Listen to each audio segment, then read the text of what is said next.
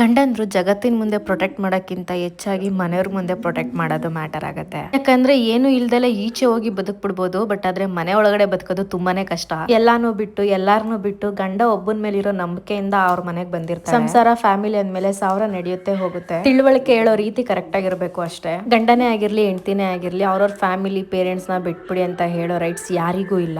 ಆದ್ರೆ ಮಾತಾಡ್ಬೇಕಾಗಿರೋ ಟೈಮ್ ಅಲ್ಲಿ ಮಾತಾಡೋ ಜಾಗದಲ್ಲಿ ಸರಿ ಅಂತಾನೆ ಹೇಳೋದು ಎಷ್ಟು ಮುಖ್ಯನೋ, ತಪ್ಪನ್ನು ಕೂಡ ತಪ್ಪು ಅಂತ ಹೇಳೋದು ಅಷ್ಟೇ ಮುಖ್ಯ ಆಗುತ್ತೆ. ಹೆಂಡತಿ ಮಿಸ್ಟೇಕ್ ಮಾಡಿರ್ತಾಳೋ ಬಿಟ್ಟಿರ್ತಾಳೋ, ಆದ್ರೆ ಮನೆಯವ್ರ ಮುಂದ್ಗಡೆ ಬೈಕೊಂಡು ಅಥವಾ ನೀನೇ ಅಡ್ಜಸ್ಟ್ ಆಗು ಅಂತ ಹೇಳೋ ಗಂಡ, ಅದೇ ಅವ್ರ ಪೇರೆಂಟ್ಸ್ ಮಿಸ್ಟೇಕ್ ಮಾಡಿದಾರೆ ಅಂತ ಗೊತ್ತಿದ್ರು ಕೂಡ ಒಂದ್ ಮಾತು ಆಡದೆ ಗಂಡಂದ್ರು ಎಷ್ಟು ಈಸಿಯಾಗಿ ಒಂದಕ್ ಬೆಣ್ಣೆ ಒಂದಕ್ ಸುಣ್ಣ ಕೊಡ್ತಾರೆ ಅನ್ನೋದು ಇಲ್ಲೇ ಅರ್ಥ ಆಗ್ಬಿಡುತ್ತೆ. ಸೊ ಮೊದ್ಲು ಮನೆಯವ್ರ ಮುಂದ್ಗಡೆ ನನ್ನ ಹೆಂಡತಿ ಜೊತೆ ನಾನು ಇದೀನಿ ಅಂತ ಫೀಲ್ ನ ಹೆಂಡತಿಗೆ ಬರ್ಸೋ ರೀತಿ ನಡ್ಕೊಳ್ಳಿ, ಅದಾದ್ಮೇಲೆ ಮಿಕ್ಕಿತ್ತು. ಎರಡನ್ನೂ ಬ್ಯಾಲೆನ್ಸ್ ಮಾಡಕ್ಕೆ ಬರಲ್ಲ ಅಂತಂದ್ಮೇಲೆ ಒಂದ್ ಹುಡುಗಿನ ಮದ್ವೆ ಮಾಡ್ಕೊಂಡು ಹೆಂಡತಿ ಅನ್ನೋ ಜಾಗಕ್ಕೆ ಕರ್ಕೊಂಡ್ ಬರ್ಬೇಡಿ. ನಿಮ್ ಮಗಳು ಅಳಿಯ ಚೆನ್ನಾಗಿರೋದನ್ನ ನೋಡಿ ಖುಷಿ ಪಡೋ ನೀವು, ಮಗ ಸೊಸೆ ಚೆನ್ನಾಗಿದ್ದಾರೆ ಅಂತ ನೋಡಿ ಖುಷಿ ಪಡಕ್ ಆಗಲ್ಲ ಅಂತಂದ್ಮೇಲೆ ಸೊಸೆನ ನೀವು ತರಬೇಡಿ. ಹೆಣ್ಣಿಗೆ ಗಂಡ ಅನ್ನೋದು ಎಷ್ಟು ಮ್ಯಾಟರ್ ಆಗುತ್ತೆ ಅಂದ್ರೆ, ಹೆಚ್ಚು ಕಮ್ಮಿಯಾಗಿ ಏನಾದ್ರು ತೀರ್ಕೊಂಡ್ಬಿಟ್ರೆ ಹೆಂಡತಿಗಾಗೋ ಲಾಸು ಬೇರೆ ಯಾರಿಗೂ ಆಗಲ್ಲ. ಪೇರೆಂಟ್ಸೇ ಆಗಿರ್ಬೋದು, ಬ್ರದರ್ ಸಿಸ್ಟರ್ ಫ್ಯಾಮಿಲಿ ರಿಲೇಟಿವ್ಸ್ ಯಾರೇ ಆಗಿರ್ಬೋದು, ನಿಮ್ ಹೆಂಡತಿರ್ ಅನ್ಭವಿಸೋ ನೋವು ಯಾರಿಗೂ ಅರ್ಥ ಮಾಡ್ಸೋದಕ್ಕೂ ಆಗಲ್ಲ, ಹೇಳ್ಕೊಳ್ಳೋದಕ್ಕೂ ಆಗಲ್ಲ. ಒಂದ್ ವೇಳೆ ಹೆಂಡತಿ ಸತ್ತೋದ್ರು ಕೂಡ ಗಂಡಂಗ್ ಲಾಸೆ, ಆದ್ರೆ ಆ ನೋವಿನಷ್ಟು ಭಾರ ಇದಾಗಿರಲ್ಲ. ಸೊ ಗಂಡಂದ್ರ ಪ್ರಿಯಾರಿಟಿ ಲಿಸ್ಟ್ ಅಲ್ಲಿ ಎಲ್ಲಾರು ಇರಬೇಕು, ಆದ್ರೆ ಹೆಂಡತಿ ಎಷ್ಟು ಗಂಡಂಗ್ ಪ್ರಿಯಾರಿಟಿ ಕೊಡ್ತಾಳೆ ಅಷ್ಟೇ ಪ್ರಿಯಾರಿಟಿ ಗಂಡನು ಕೊಡ್ಬೇಕು. ನಾನು ಹೇಳಿದ್ರ ಬಗ್ಗೆ ನಿಮ್ಗೆ ಏನ್ ಅನಿಸ್ತು ಅಂತ ಕಮೆಂಟ್ ಮಾಡಿ, ಮತ್ತೆ ಸಿಗ್ತೀನಿ.